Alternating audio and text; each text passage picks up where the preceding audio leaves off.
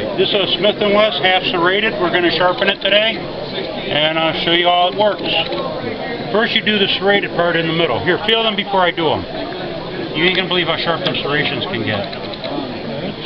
They're sharp now, watch this. It vibrates, it chatters through the teeth. You get one side in, the back coming out, all the way through, top to bottom. No metal at all comes off. It will not walk round the teeth down. Feel them. Are they sharper? I can't tell what's serrated. You can't tell what's serrated? Wow. They feel pokey though. Alright, let me do the front up. Squeeze it, draw through. On this side the rods are squeezing back so they follow that original bevel. Takes all the guesswork out. That. And there's your serrated part. Whoops. Put the serrations all the way through. See that? It ain't just brushing the tip. It gets it all the way to the bottom of the tooth. I like to hit them on leather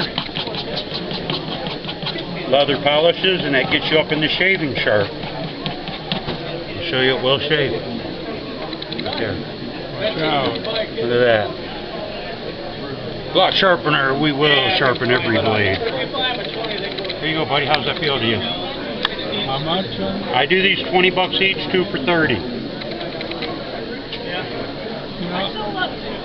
Usually when you sharpen a blade like this, you can run your thumb over it, and you can feel the edges that they're sharp.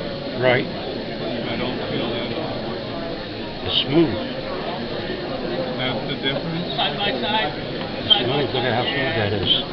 Are you joking?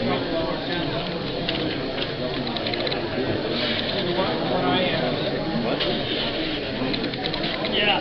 The next two are.